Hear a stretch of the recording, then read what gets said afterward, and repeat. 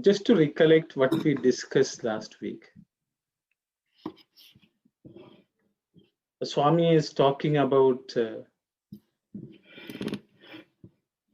the Ramayana. Swami more or less giving a summary of how the Ramayana, what is taught is that the gunas and the indriyas, how they can be transmuted or transformed to overcome them and reach the Lord and merge in Him. That was the point which we were discussing when we left off. We spoke about a few things like how can, I think the last question which we discussed was what Brother Arul asked. What exactly should we do? How do we reach that? And Swami, I think the parting thought was that Swami has told earlier on in the chapter that with the help of the mind, the Indriyas and the Gunas can go near the Lord.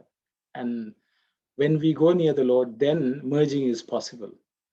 So that's what we discussed last. So I will stop here. And I think we can continue where we left off. If anyone has something to discuss, because I think we sort of rushed at the end. Maybe not everyone had a chance to share what they thought or would like to share. So maybe we can just pause and see if anyone has something to share or discuss. If not, then we can move on. Sai.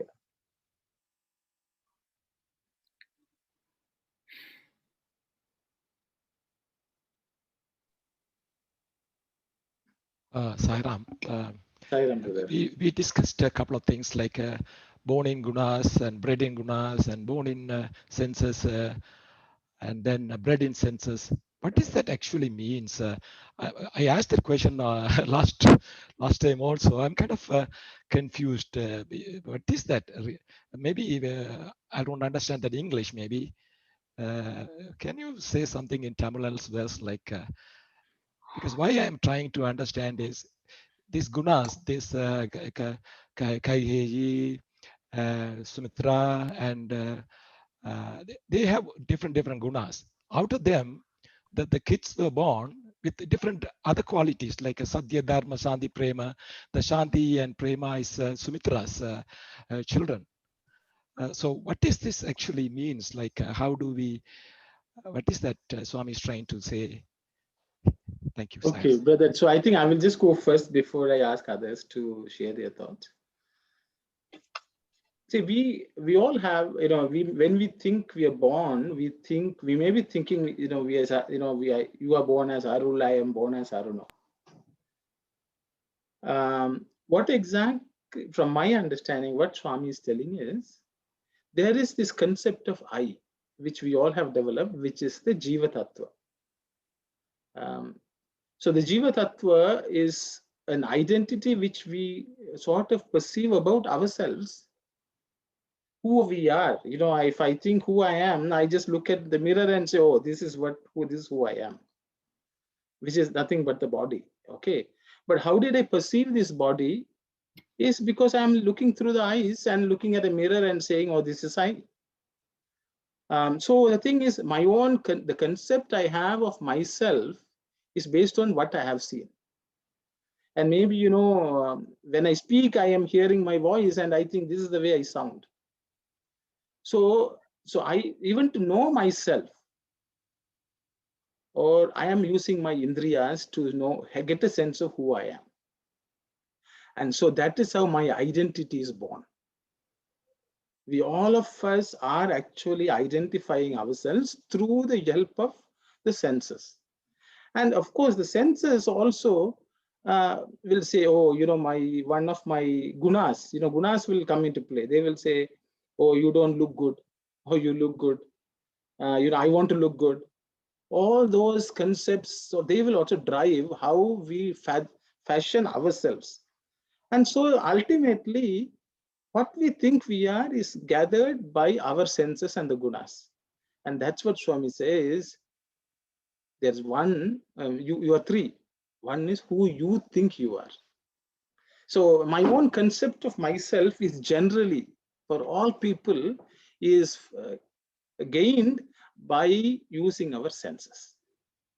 See, I'm my so-and-so's son, I'm so-and-so's brother, I'm so-and-so's husband. Why all these thoughts come because we are understanding ourselves using the senses and the gunas, and that's the way we are born. We don't have a choice. Everyone who is born comes up with the concept of themselves with that.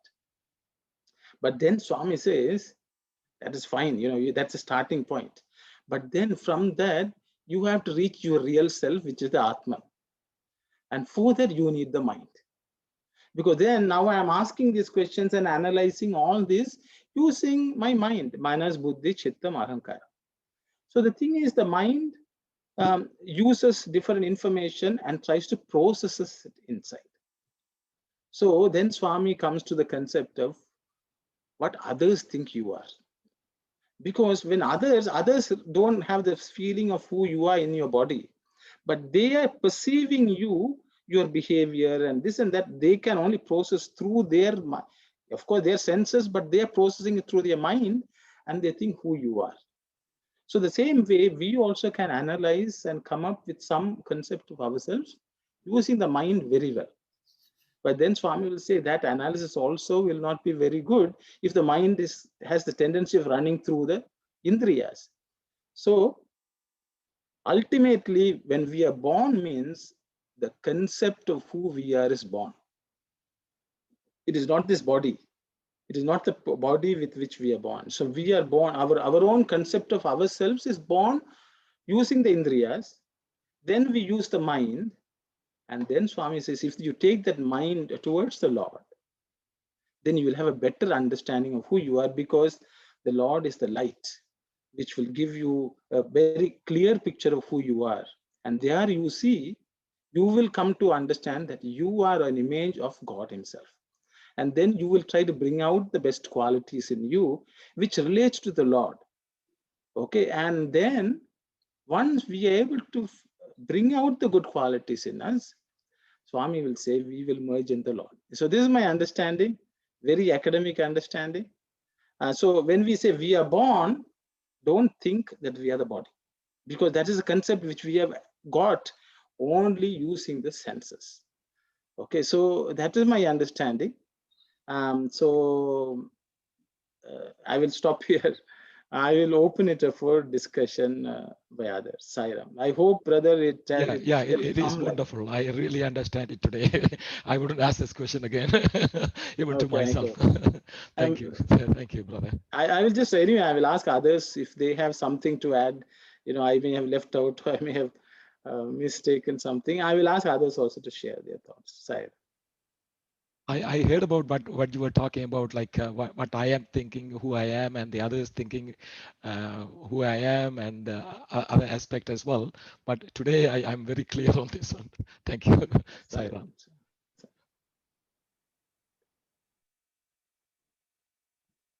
I guess everyone is silent. Maybe. Sairam, brother. So I want to add some of the points here. So in Tamil, we say that part I didn't clearly understand that one. உணவிலே பிறந்து உணவிலே மறைகின்றன எல்லாமே இந்த உயிர்கள். That part I didn't understand the deep meaning of that one. Second thing, when we all divine sparkles, we have to, that part we know, we have to go back to the divine. So that's the reason we have given the 10 instrument. So we have 3 gunas too, because if we don't have those kind of attribute, we cannot merge with the God. So we have to know the purpose of those one. So we have to do the good sadhana, because mind is the one leader of all those 10 instruments. So if the leader is not good, so we are going to do the opposite to the spiritual sadhanas. So we have to train that mind. So we have to have good thoughts in our mind. We have to good sadhana. So we in that way, so we always be with the God. So whatever the gunas, the Baba says that important things, dharma, satya, shanti, peace, that is the goal we supposed to attain, whatever gunas we have. Thank you, Saira. Saira, thank you. Was one of yours a question or just a statement? You started with... No, this part I didn't understand, brother. Unavile parandu, unavile maragintane. Where exactly you read it? It's one of the... No, you are muted yourself. You are muted yourself.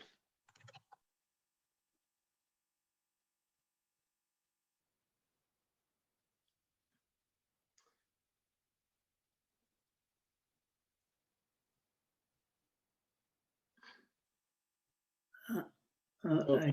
I think he has some issue. Okay. Okay, that's fine. Yeah.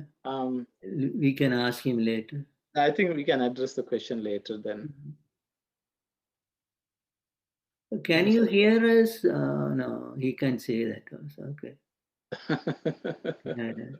He has to give a sign. But okay, I think we can, because it's a question we will deal with, but we can move on, Sister Kalyan, if it's okay. I hope brother doesn't mind. Yeah. Bhakta, Swami, the inner meaning of the Mahabharata and the Ramayana, which you explained, is really very interesting. If only one probes deeply, what else is there in them? That kind of Mahabharata and Ramayana is taking place in every heart through the action and interaction of Manas, Chittam, and Buddhi. You said that the Bhagavatam is also occurring in the same manner. If you will kindly explain how that is happening, we can, after knowing its inner meaning, also start following the subtle Ramayana and Mahabharata and Bhagavatam, all three. So please, tell me about the Bhagavatam. Okay, thank you, sister. Maybe we can just discuss. Swami is again sort of summarizing what was discussed in the past 2 chapters, I guess, about the Sukshma or the subtle Ramayana and Mahabharata, which Swami says it is continuously happening in our heart or the mind. Though historically in the external form, it may have taken place some time in the past, this is something which goes on in everyone's heart. That's what Swami has said. So it's being sort of summarized again or revised, I would say. And then the devotee is asking about Bhagavatam. If anyone has something to say or discuss, please do.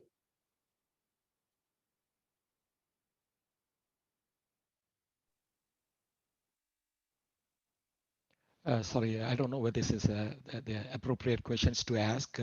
What does this Bhagavatam means? And also, how did they name these Mahabharata and Ramayana?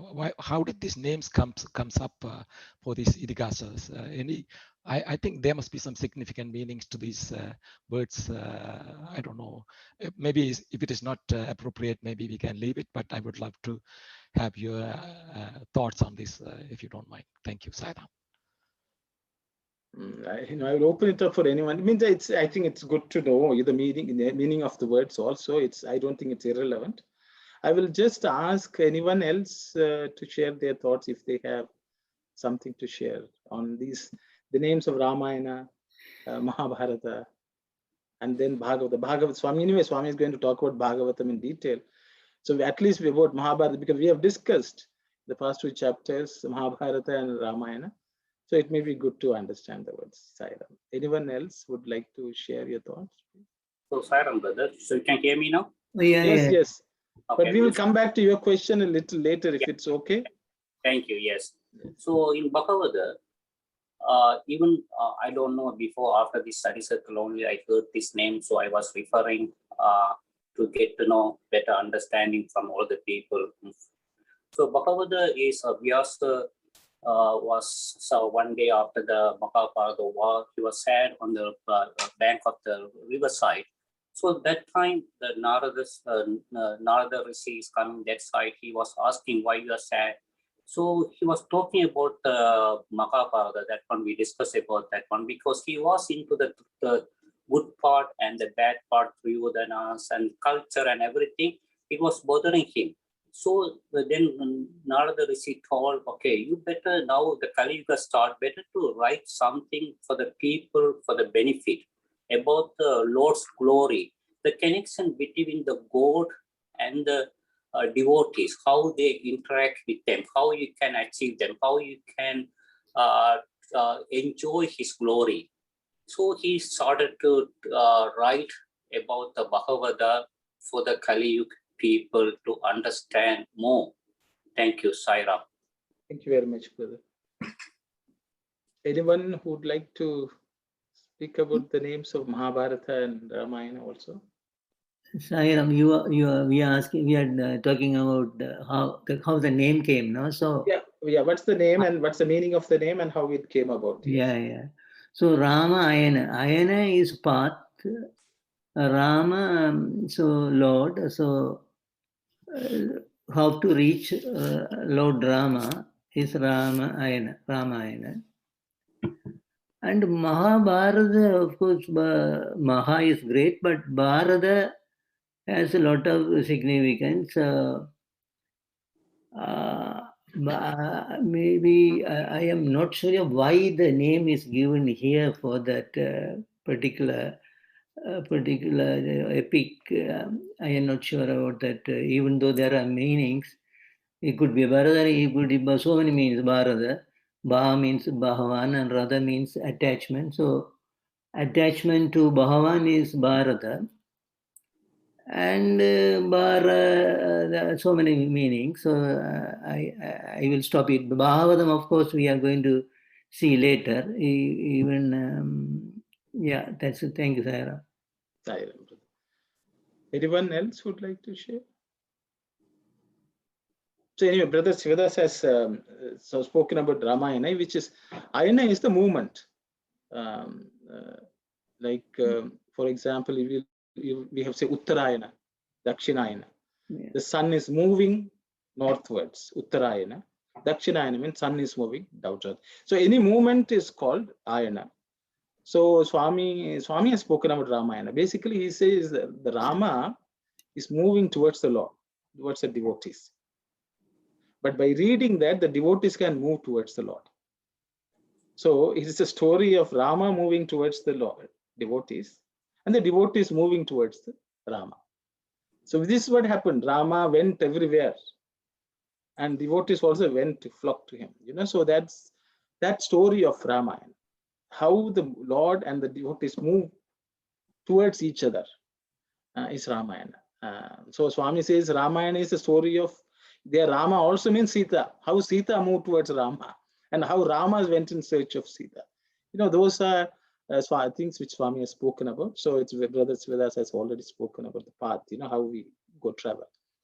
Mahabharata, if you take, actually in the text itself, the word Mahabharata that's not referring. The book itself is not referring to itself as Mahabharata. It uses the word actually called Jaya. Jaya is the word which is used in the Mahabharata text. But later on, people have referred to that work as Mahabharata, the greatest, because there is a view that whatever is contained in the Mahabharata is the Bharata.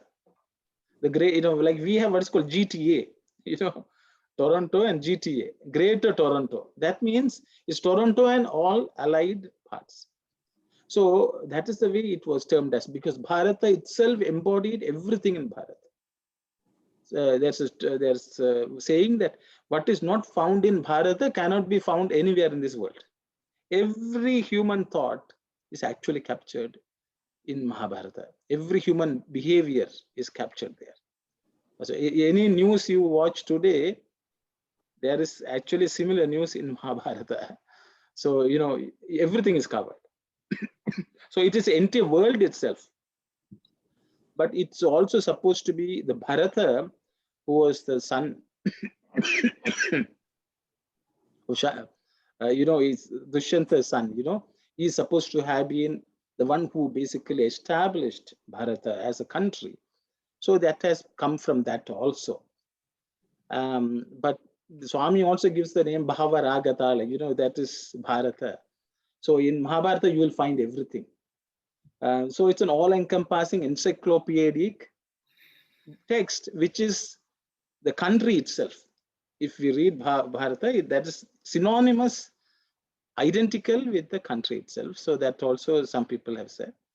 And Swami also has spoken about it in various discourses. So I will stop there. And on top of Bhagavatam, I think brother has already spoken about it. It's a story of the devotees. It's a story of the Bhagawan. It's a story of their interaction. Swami is talking about it further. I think at the end of it, we can discuss. If it's okay, if others don't have anything to say. I hope that answers some of Brother Arul's question. You can read on, Sister Thank you. Kalyani. Thank you very much, Brother Arno. Thank you so much. Swami, well, the Bhagavatam is not like the other two. It has no qualities and no form. It deals with the Atma, which is beyond and behind the qualities or gunas, senses or indriyas, the manas and the chittam. It deals with the powers and prowess of the Atma and its apparent activities or leelas. The Bhagavatam contains the stories of the incarnations of that which is the witness of everything. Okay, so Swami has given his own definition of what Bhagavatam is. He says there are no qualities, there's no form. And it talks about the Atma, which is beyond the qualities and gunas or the Indriyas. So it is, I think in the previous paragraph, Swami has talked about Gunathita. You know, you have to become Athita. Swami has used that word before merging with the Lord. So Swami says Bhagavatam is the one which describes that. So I will stop here. If anyone has something to say, please share.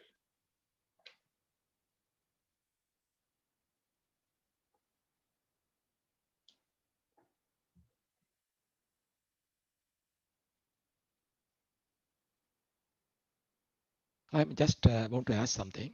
In Mahabharata, Krishna was a witness. Actually, he was not participating in the war, in the battlefield. Maybe in a subtle form, he might have done something, but for our general people like me, he was only a witness. But in the Ramayana, but he was actually doing things. Is he a witness in that as well? Because Swami is talking about here, the Bhagavatam contains the stories of the incarnations of but which is the witness of everything.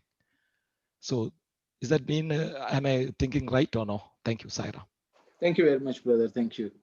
I will again open it up. You know, Swami has made this statement, you know, and so is he saying that Krishna didn't, you know, was not part of as a witness? As a good question from Brother Arul. So I will again open it up for discussion. See, the thing is, we may not understand Ramayana fully. We may not understand Mahabharata fully because unless we read, you know, page to page. But Swami is talking about a concept here. So I think it's good to understand what Swami is trying to convey to us. So I will open it up for others to share what they think. Saira. Sairam, because Bhavan is saying the Bhagavatam is describing the numerous incarnation of Godhead. So he quoting some example, but there are so many incarnations. So all incarnations take place at the proper time for particular purpose. So because it talks in numerous God's activities, Bhagavan is saying that is for the purpose of realizing Atma, knowing the Atma. So Atma, of course, Nirahara Nirguna. So that's what Bhagavan is saying, no qualities and no form. So chiefly Bhagavan is trying to say is that we must know Bhagavata because it talks about the glories of incarnations, which will reveal to us the true perspective of Atma, which is which has no qualities, no form, nirguna nirahara. No? So that's what I am just thinking about that. I will stop with this one.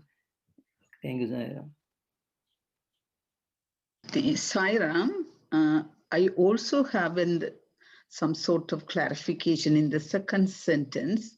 It deals with the Atma, which is beyond and behind the qualities or gunas, or senses or indriyas, the manas and the chittam.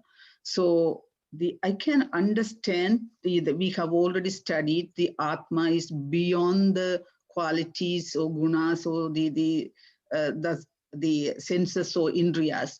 But why there's a word beyond and behind the qualities? I thought Atma is completely beyond the qualities, but how it would be behind the qualities if the Atma is only the witness, and if it is beyond all these the qualities or gunas, how come there's a the point here, Atma is also behind the qualities?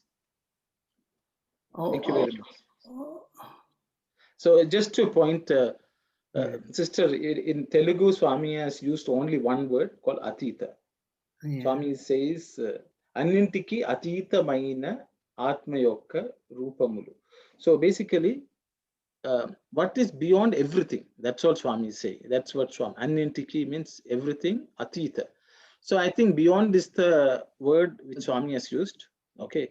But sometimes when people translate, their poetic tendencies show up, and so we tend to use another word which rhymes with it. Yeah. Sometimes it takes away the essence of what Swami is trying to say. So Swami says it deals with Atma, which is beyond. Okay, that makes sense. Okay, thank you so much. Anyone else would like to? I didn't address Brother Arul's question, I guess. So maybe I will address it, and then others can also share their thoughts if it's okay with you all. Because I know I I think the brother's question is, wasn't Krishna present in Mahabharata?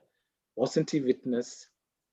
Was Rama? So Rama, was he present? I think his question was that in Ramayana, Rama was present.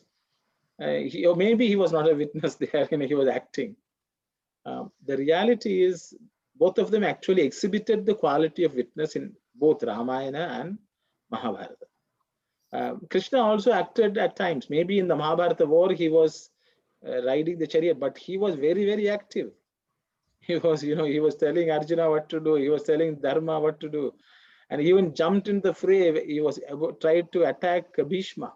Because what was happening, Arjuna was not fighting very hard with Bhishma. So, just to motivate him, suddenly one day he jumped up and he said, I'm going to, attack him. And he rushed with the wheel of a chariot or something like that. Then Arjuna felt, oh, Krishna, you gave a word that you will not fight. How come you fought? You're trying to fight. And he said, don't worry, now I will fight. So that was a way, he did a lot of work. So he was very active, he was not passive. Sometimes we think a witness is a passive state. A witness is not a passive state, because it's unfortunately, when you translate and we have our own understanding of the word, actually Swami has used the word Sakshi.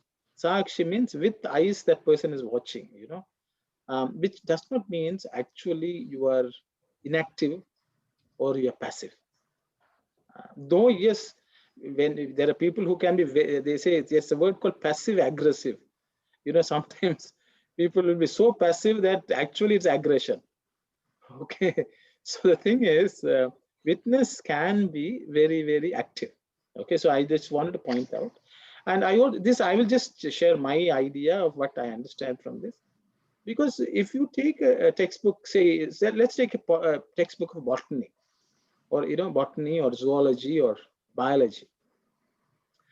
But in this biology textbook, we will have some physics concepts. We will say something is moving, something, some chemistry. And then they will call it biochemistry or biophysiology, biophysics. So the thing is, even though our main course of study is a particular subject, the other subjects become ancillary and supportive so that we understand the subject in front. So even if you want to study biology, you cannot study without excluding physics or chemistry, because they are also part and parcel of it. But I will tell I'm a biology student, if I'm studying. But then they will say, how come you are studying physics also there? But physics is only a supportive mechanism so that we understand biology. So the same way, what Swami is saying is, in Mahabharata and Ramayana, the witness was there, the Lord was there. But the prime concentration of the topic was related to either dharma or prema or something like that. But in this case, in the Bhagavata, the main course is the devotion. Though you will find there are also devotees exhibiting certain qualities, there are also fights may take place, all that. But the main course of the topic is the devotion between the Lord and the devotees. And their Leela, Swami says, Shakti Samartyamulu, Swami says, means the power of that devotion. How, they use that, Samarthya means very intelligently used. How the devotees use and how the Lord uses. And Leela, all this, how the divine play, all these are dealt with it. So that's what Swami is saying from my understanding. So I hope that answers Brother Arul's question as well as my own rambling of whatever I understand. I will open it up for others to share their thoughts, please. Sairam. Sairam, Uncle, can you clarify? You said that Swami uses the word sakshi instead of witness, and you said there's a difference between witness and sakshi. Can you just explain it? What is sakshi? See, sakshi, you are again asking me to translate it into English. See, aksha means eyes. Okay. Sakshi means sakshi. Okay. So it is not only physical witness, more than that, it's a mental witness. More than that, it is divine witness. So which eyes are you looking to see matters? So these concepts may not come through in the case of witness. Witness means I am watching something.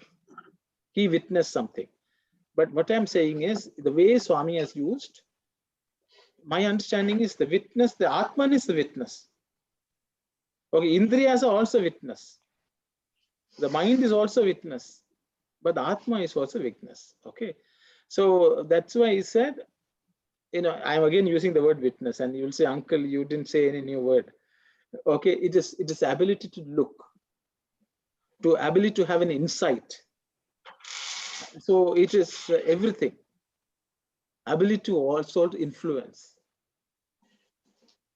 Okay, what I said was, maybe witness, we can all attribute all these meanings and understand it also. But in Sanskrit, you can break down even the letters. Sa, a, sha, what is kshi, things like that. So that's why I said Swami has used a specific word, sakshi. Otherwise, he can say somebody is observing. So there are many words in Sanskrit which can be used, but my understanding is that which aksha means that which doesn't destroy. It cannot, it cannot die. Things like that also. So when you use a word, it has multiple levels of meanings by delving deep in that word. That's why I said Swami has used the word Sakshi. Okay. Swami will say Sakshi Bhuta. Means generally we will say witness means something in the past. You witness something. But you can be witnessing something in the future also. Okay, so that means it is a power of being able to see. Or even if you're not there physically, you can see. Okay, that kind of understanding is my feeling. That's why I said Swami has used the word Sakshi. Okay. Annintiki Sakshiga Unnavani. Means for everything. How can one be witness of everything? Okay, you can only witness one thing physically. If you see, that's why I use the word, I said. But if I break the word witness, what is W-I-T, wit and ness, you run out of meaning. Okay, so that's why Sanskrit sometimes provides you different ways of understanding. Okay, so I don't want to dwell too much. It may be a discussion of, along with Sanskrit, what exactly it means. So that language lends for greater understanding of concepts because of the way it is structured. Okay, Sairam. So sorry, I took too much to talk. Could I clarify just one thing you said? You said the gunas and the mind, and they can also be witnessed? Yeah, because the mind is also watching, isn't it? Okay. Your eyes are also watching. Your mind is also watching. But Atman is also watching. Okay.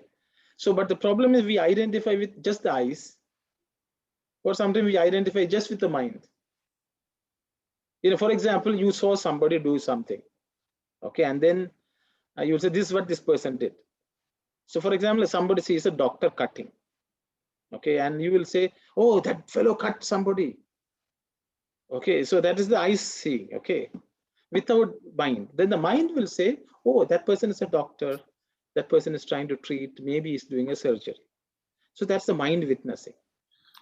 The Atman will witness, it will say, oh, the body is cutting the body, the mind is cutting the mind. I am not affected by it. Okay, that's an Atmic witness. So Swami, so witness happens in all three levels. But we identify with one or two. That's why, sorry, I hope I am just not. No, thank you. Thank you for clarifying. Sairam, that in Ramayana we are talking about that witness. No, that witness, Rama is witness to all the role model for the whole world. How to live with the family life, and also how to obedient to the parents, and also brotherhoods. He's the witness and the role model for the world. How to live with it. That is, I can say that this is a.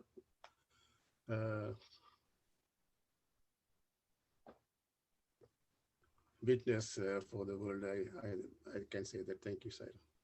Thank you very much, brother. Thank you.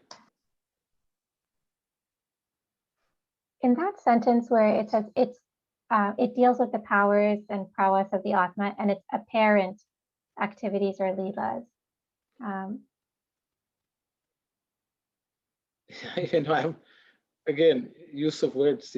Swami basically says Shakti Samarthyamulu. Samarthya. I'm just Atma Yokka Rupamulu. The forms of the Atma. Okay. Shakti Samarthyamulu. Shakti means powers. Samarthyamulu means the intelligent way or the cleverness or the felicity with which the Atma operates. Vati Yokka Leelalu. Leelalu means the Leelas. Okay, which is translated Bhagavatam. That's all Swami has said. Okay, Swami has only said this. But the translator has said, so it deals with the powers, and I think Samarthyam you can say is prowess also. Its apparent activities is a translation of the Leelas. I think why the translation says if the word Leela is used, people say what is it? So I think, and the translator might have thought, what is God's Leela?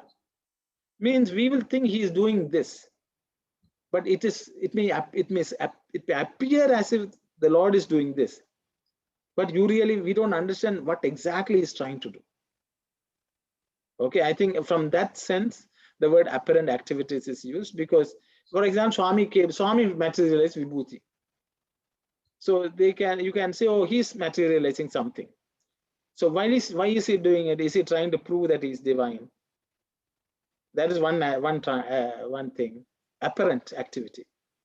Then, you know, somebody will say he's trying to show off. Okay, he's trying to show that he has powers.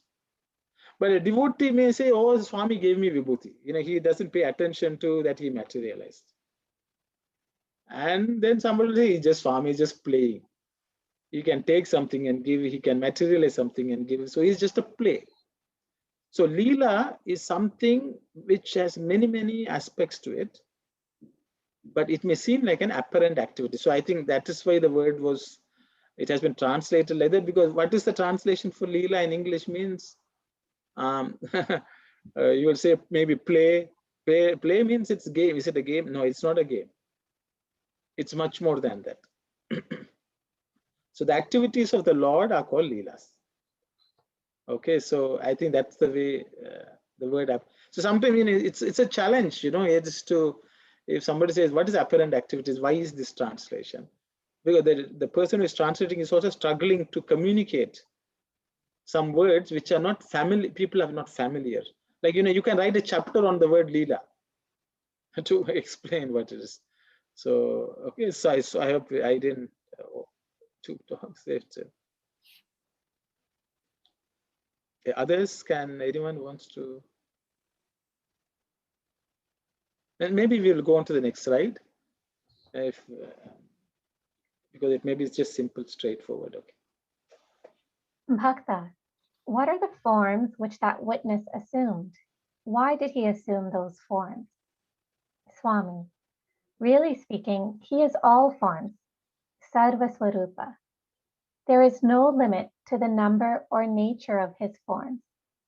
Still, if something must be said in conformity with what has happened, Brahma, Vishnu, Maheshwara, Matsya, Kurma, Varaha, Vamana, Narasimha, Rama, and Krishna, these are its incarnations. In order to transact the creation, the preservation, and the destruction of the world, and to punish the wicked and protect the good, he assumes himself the form he designs as best at the time and for the purpose he has set before himself.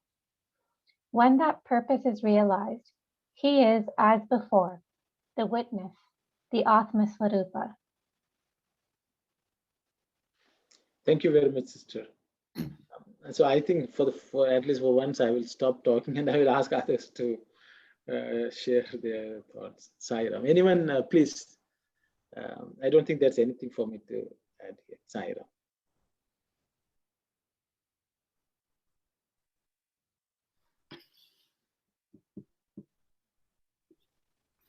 Sorry, when you were giving the biology subject example, how when you're studying biology, sometimes there's also chemistry and physics involved.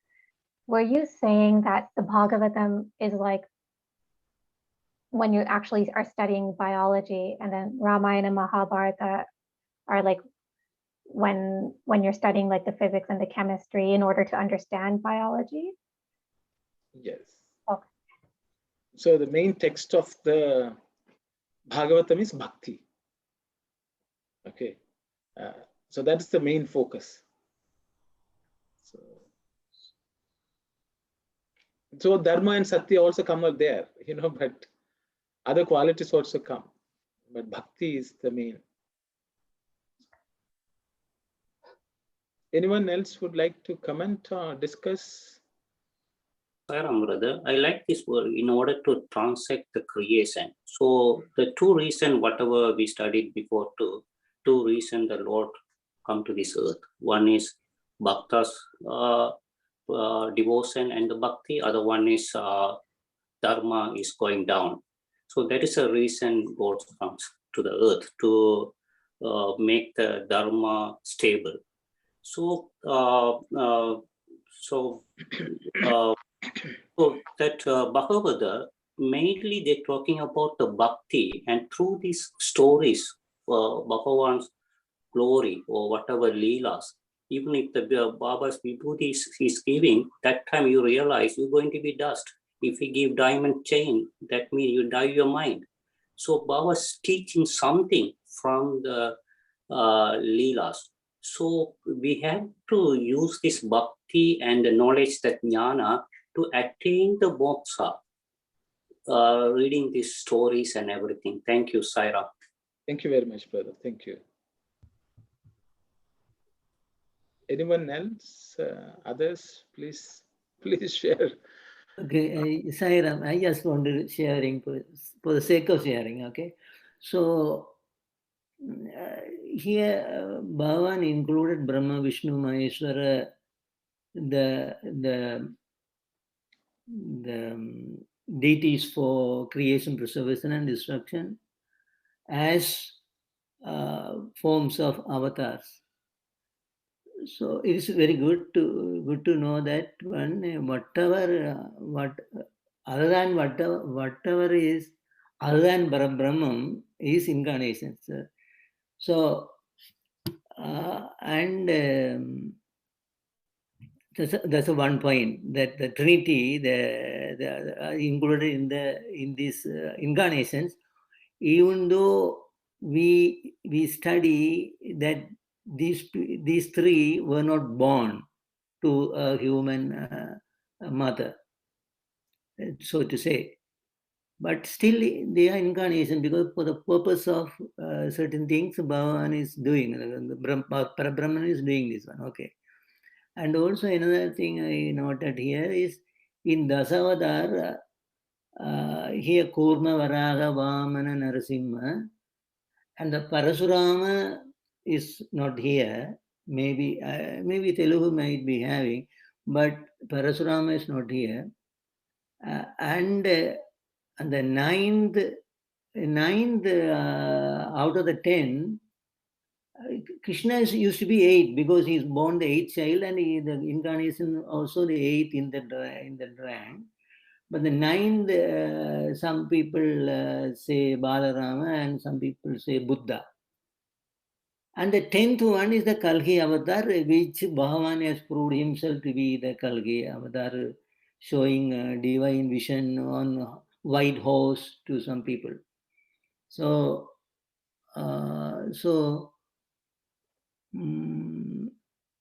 yeah, this is what I just wanted to share. Thank you, Sairam. Sairam, brother, Sairam. Others, anyone else would like to share? Sairam, I can understand the other parts, the preservation, destruction, and the punishing part. What Swami really meant by in order to transact the creation, what is really meant by that one? The previously Brother Thasan also addressed that particular sentence, but in order to transact the creation, the preservation, the destruction, and to punish, God has himself taken several forms and act accordingly. So what is really meant by that in order to transact the creation? That little part I didn't understand. If someone can shed some light on that one, it would be appreciated. Thank you, Sairam. And that's what I was referring here. Because creation is done by Brahma, preservation done by Vishnu, destruction or dissolution, whatever, that's better word, it is done by Maheshwara. But for the protection of the good, Bhagavan takes birth. For example, Rama, Krishna, and even that the Narasimha, whatever it is, the all other avatars, the Kurma, Varaha, Vamana, Narasimha, everything has a story in the Bhagavatam. So those are working for the punishing the wicked and protecting the good. For example, Narasimha avatar is punishing Ganiyasipu and protecting Prahlada. Likewise, so many examples in each of the avatars. So that's what here beautifully Bhagavan coined both. The eternally going on, these three are eternally going on: creation, preservation, destruction, dissolution. So eternally going on. Plus, even that, those three also Bhagavan including in these divine incarnations of Brahman. And I will stop with the others, and brother can explain more to Anand's question, I think. Thairam.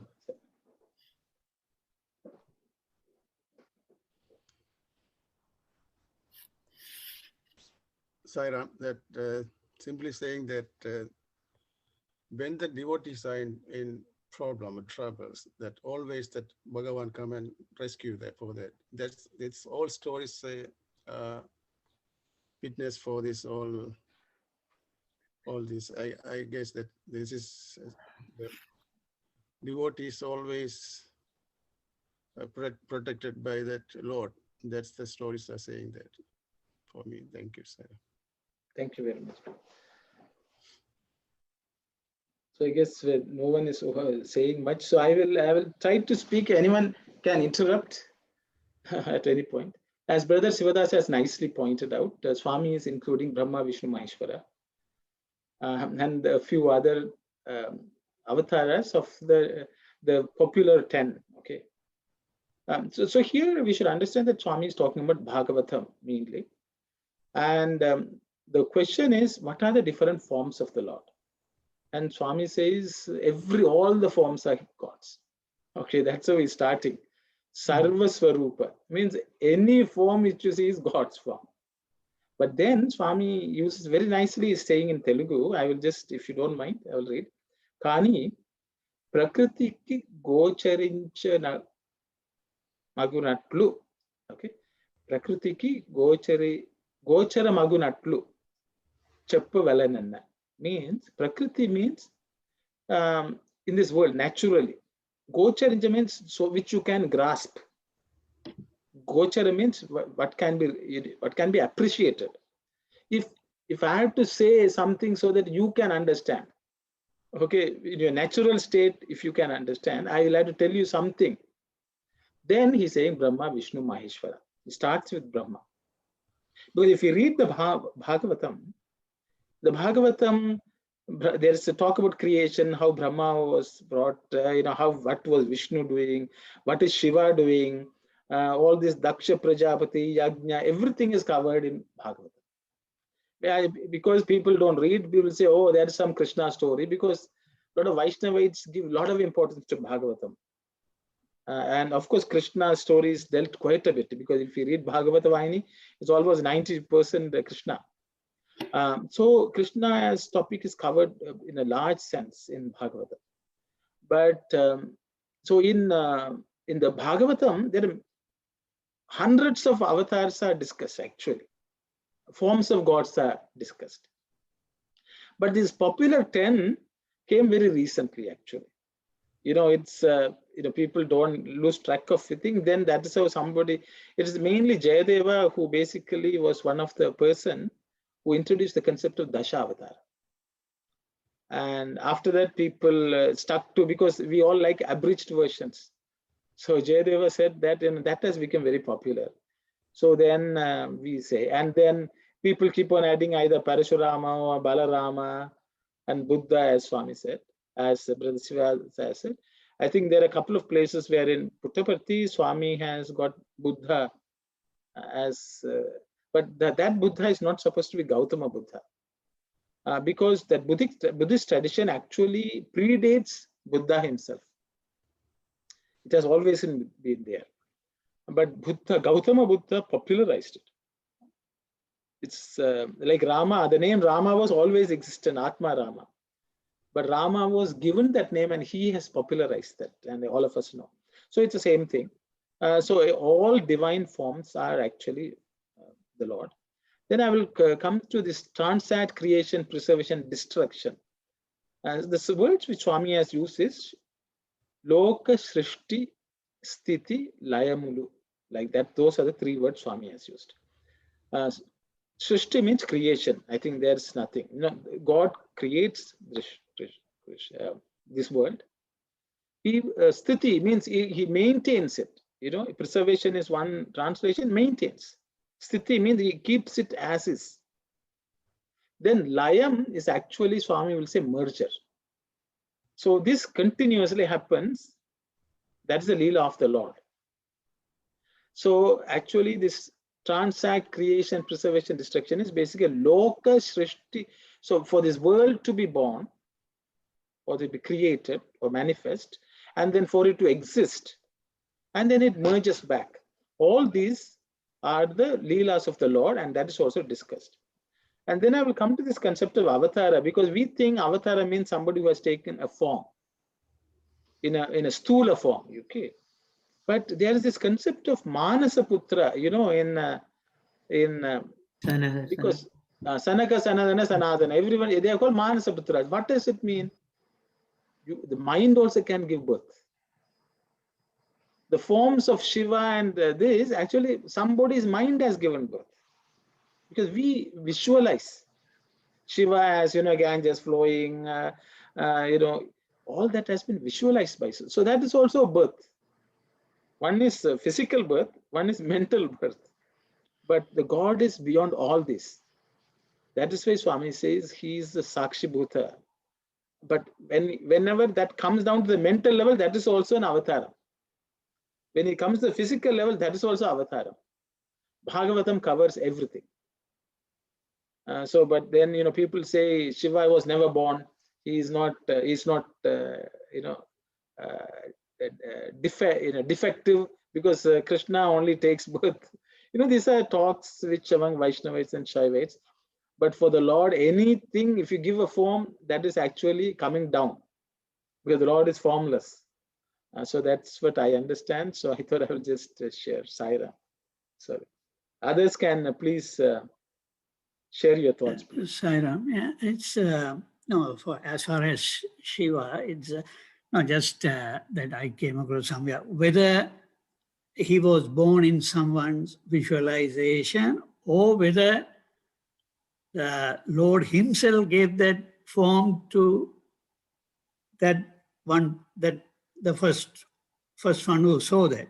So no one can decide for sure. No one knows for sure, right? I read somewhere. I thought that's an interesting idea. Yeah, because see, there are a few concepts, because especially in the Western traditions, outside of Sanatana Dharma, even within Eastern tradition, there are people, they think creation is something outside of God. You know, God is somewhere and he creates, and then that's all outside. But in Advaita, which is Vedanta, where Swami is, that is Swami's, you know, subject. For him, everything is within the world, within God. You know, so his creation is also happening within God himself, with the God material. So Shiva is a form. The thing is, how was he born means everything is born in God. Everything is given birth by God. You know, that is the Vedanta, Advaita Vedanta. So yeah, in that sense, that's fine. That's okay. Yeah. So whatever Swami is talking, we have to wear that hat and, you know, look at it. It's my personal view. Okay, Saira. Yeah, correct. Yeah. Sairam, brother. Here, the one sentence as given by Swami, God assumes himself the form he designed, right? And once the purpose is realized, he's go back to the original form. So we are already, there's a form is there for creation, preservation and destruction. So already Vishnu is there for preservations, right? Then then already there is a form to protect. So where's the incarnation? Then why? I'm just thinking. So it's already the form is there, right? So So the word you caught the word design. Okay. So what I'm saying is, Swami, I will just again go back to Telugu. Okay. Aya rupamula tananu tanu srishtinchu konunu. This is the word. Swami says in this Telugu, he looks at the time and need of the hour, and he himself creates Srishtinchukonanu. He basically fabricates, or you can say designs. He creates. Srishtinchukonanu means he creates a new form. Depending on the time, if, for example, let's take Swami. There are many people will say, there are some people who say, oh, there's no reference about Sai Baba, it's not described in any Purana, this, that, okay? So then how can we accept that he is God? Okay, then, people will, then the devotees have a problem. They will say, okay, we have to go and find a text. So they will go here and there and search for some text which will say his name, and then they will quote. And the Bible people will say, okay, there is, there is some in Revelations, there is a section. People who are Muslims, they will say, okay, let's find something in Quran which will prove that Sai Baba is God. Okay, all this, the Swami will say, you are devotees of the text. You are not devotees of God. Because ultimately, it's our experience which determines everything. Okay, so the thing is, all of us have concepts. Vishnu is sitting there and he's creating, and Vishnu is also not God. Is also not God, just the way we are not God, in the physical sense. But in essence, both are God. But then you will say, how come Vishnu is different and we are not Vishnu? All these concepts come. But the problem is, when we look at it externally, it's all different. Internally, it's all one. Swami is talking about that one becoming many. The Ekoham Bahushyam, that one, when it becomes many, it looks different. Oh, Vishnu is there, Brahma is there, he's doing his job, he's doing his job. That's the way we look at it. But Swami will say, you like the limbs of the body. So we are a person. I have eyes. Eyes, is the eye mine or eye is me? Or the nose is there, the hands are there. All of them are doing different functions. If the hand doesn't give the food to the mouth can, how much ever it can digest, it cannot eat. So in this world, there are many forms created by the Lord, performing different functions, which is Vishnu, Shiva, Maheshwara, or Brahma. All that came from the same thing. But it just plays. Actually, one good example Swami says is, a child is going to the beach. When it goes to the beach, there's only sand. Okay. Then the child says, okay, what can I do? And then it will create a castle. Then, then it will have different forms. And then it's a complete life. They all may be fighting, this, that, all that you can do. Then at the end of it, everything goes back into the sand. So to some extent, you can create a father, mother, then they will have a child. All that can be created with those in that mud castle. One is a king. Then you can say, so the thing is, who is creating all this? This child is creating. But the problem is that each of those people can think, oh, I am separate.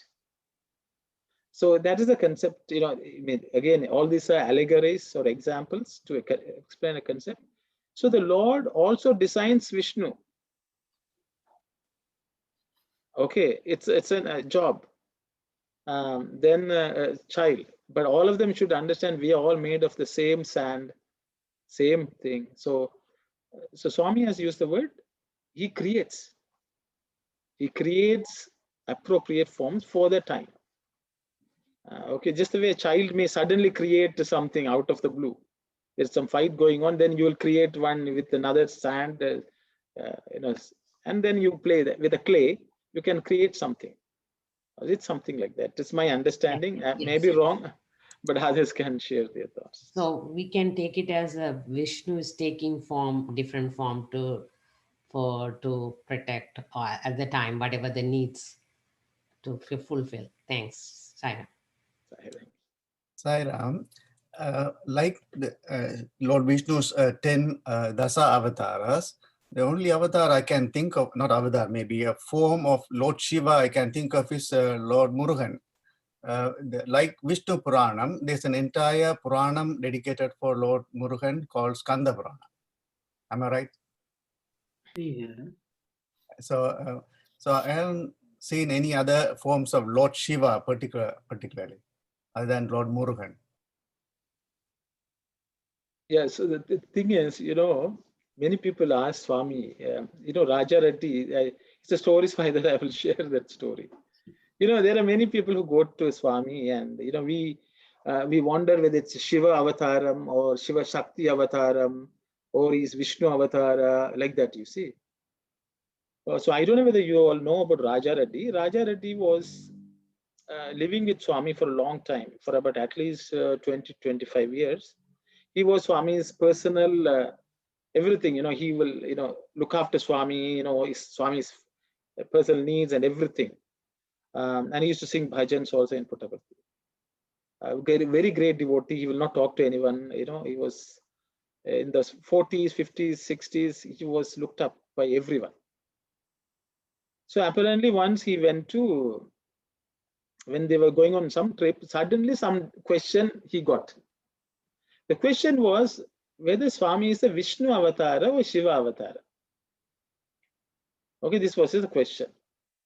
So, we have come down to 3-4 levels, Swami here says Vishnu himself is Avatara. Shiva himself is Avatara. Then we are saying, is Swami Vishnu's Avatara or Shiva's Avatara? So Swami, what can Swami tell? Swami is telling, I am Brahman, I have come down.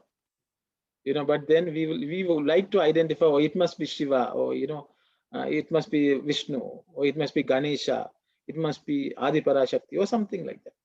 When Swami says Adi Parashakti itself is that avatar of, so but our human mind, we want answers like this. So what happened? He asked Swami this question. So Swami told him, if today when I am lying down, see whether light is coming from my chest area or head area. If it's coming from my chest area, I am Vishnu Avatar. If it's coming from the head, then I am Shiva Avatar. So the joke is, so he's telling, you look, as if Swami doesn't know. If the light comes from my chest, then I am Vishnu Avatar. If my light comes from the head, I am Shiva Avatar.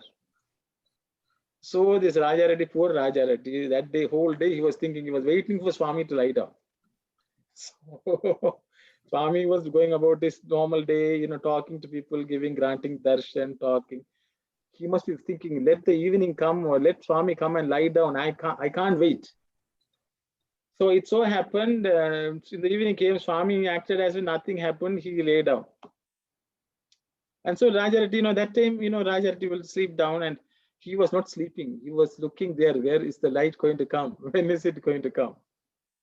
And apparently, sometime late in the evening, night, poor fellow, he didn't sleep also. He suddenly saw some light flashing from Swami's chest area. So Raja Reddy thought, so that means Vishnu. Okay. Then he thought, Swami is where, his sheet is there, bed sheet. So the light is coming. Why didn't it come through the head? So he thought about it. So the next day, Swami got up and Swami, everything, Swami went out for darshan. So Raja Reddy is usually inside the room. He will arrange, he will clean, put things away, all that he does. So that day he thought, he suddenly got a doubt. Because Swami apparently, wherever they used to go, those days in India, there was no light. Okay. So Swami, they used to take what they call a 6-battery torch. Torchlight, with 6 batteries. So it's very powerful because sometimes you walk, there's no light, they are traveling in the night in the car. So that is always used. So that always comes along with them. And it is in one of the bags. Then Raja Reddy got a thought, maybe Swami was using the torchlight. So what he did was, Swami went out, no? So he took the torchlight And he lay down, he covered himself with a sheet. He kept the torch like that and he tried to shine and see how it looks outside. So though he was staying with Swami, he got a doubt. That is why it didn't come from the head, because there was no sheet covering Swami's head. It must be this that light came. Okay. As he was trying this and testing it out, Swami opens the door and comes in. Swami asked him, Raja Reddy, what happened to you? You have lived with me for so many years. Okay. And this is what what should I do so that you will believe? Was the question he asked. So the problem is, in our own mind, we think Shiva is different, Vishnu is different. The same Raja Reddy is singing, all names are his. Krishna, Rama, Shiva, he is singing and he's saying everything is one. But the same person also gets the doubt, is it Shiva or Vishnu? Without understanding, when Swami says Atma has taken, the Brahman has taken avatar. Okay, but that concept doesn't come. So then what happens? The mind, now he is going into further down, One level is to say Shiva avatar, Vishnu avatar. Then he says Swami is doing some trick. So Swami sometimes, tells us these things to go and find out. So the whole problem is, this concept of is Murugan Shivan's child, or Vishnu, he is just a nephew. All these stories is okay from at a childhood level, but Swami wants us to understand the divinity is one. Okay, but it takes avatar. End of story. The Shiva people, devotees will want Swami to be Shiva devotees. The Vaishnavas want Swami to be Vaishnava devotees. Christians will say, no, it has to be Jesus reborn again. Or Father who sent Jesus.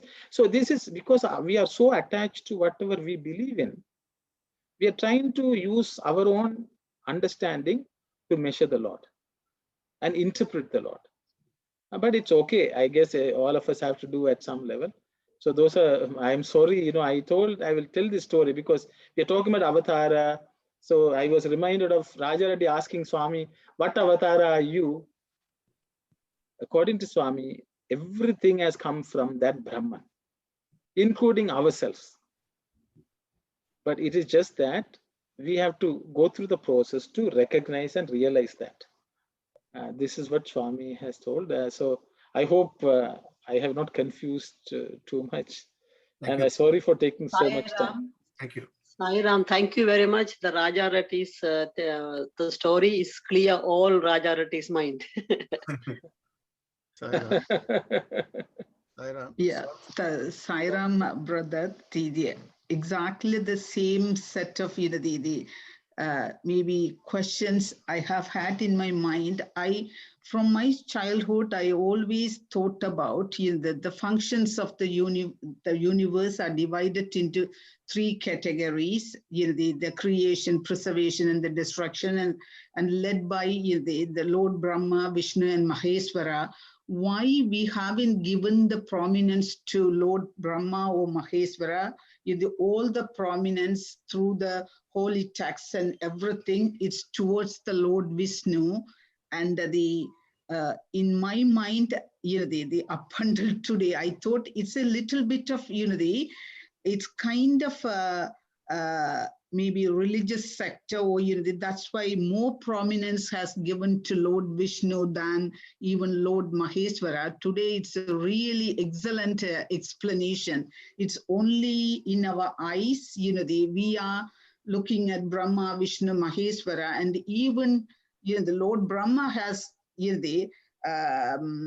done his job, then the Vishnu can do, or even the Maheshwara, the excellent explanation about the food. If the hand doesn't take the food into mouth, then we can't do anything. The food cannot go inside and digest it, and we cannot really experience the taste. It's a really excellent explanation. For my question for a long time, I have had in this, the particular area. Thank you so much. Sai Ram. Swami was telling all the time that all the forms and all the names are mine. You know? Then also Swami saw his all forms for his most devotees, Rama, Krishna, and Buddha, Lord Shiva also. Muruga, and every all that forms Swami shows the devotees. You know? Swami says that I am the one, that I am above than all. That Petapatu also, that the story was there. And that story, she was writing that Adita Sarupaya, that in the bird, no? Swami wrote, rewrite the name that bird is that above all, that Adita Sarupaya, that's the bird. Yeah.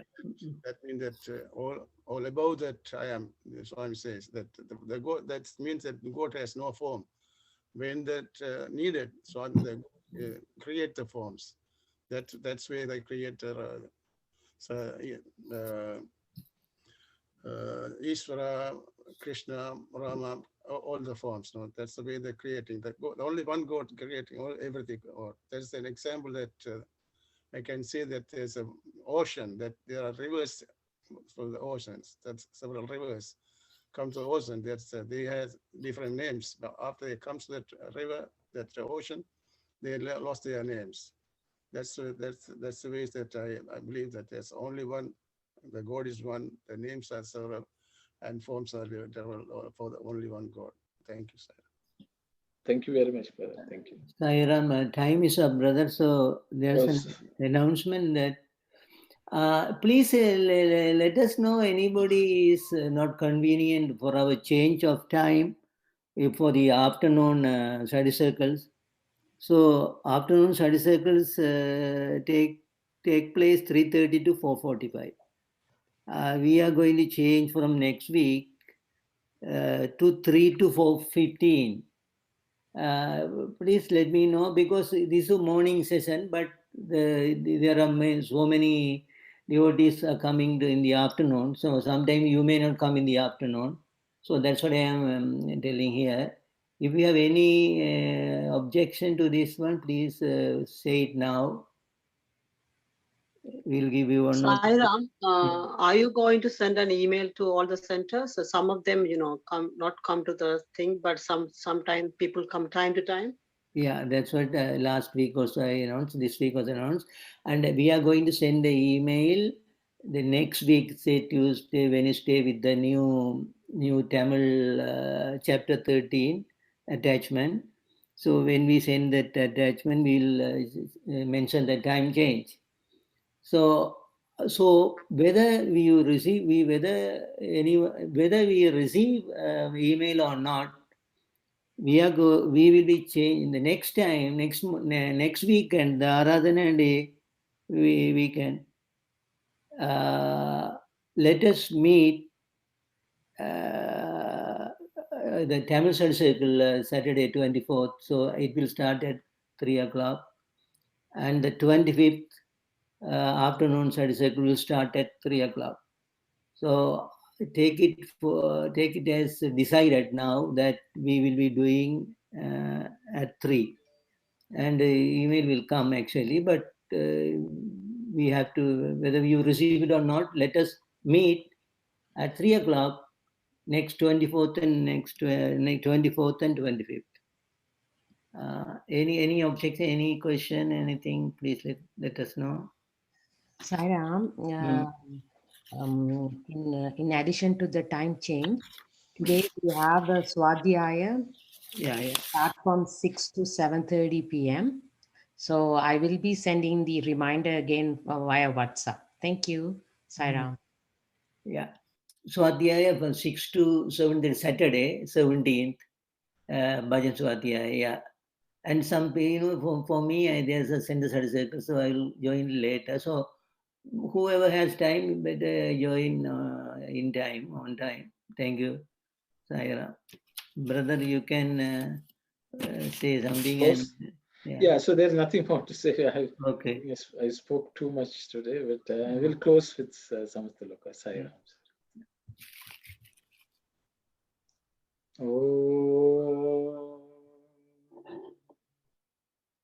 Samastaloka sukhino bhavantu. Samastaloka sukhino bhavantu. Samastaloka sukhino bhavantu. Om Shanti Shanti Shanti.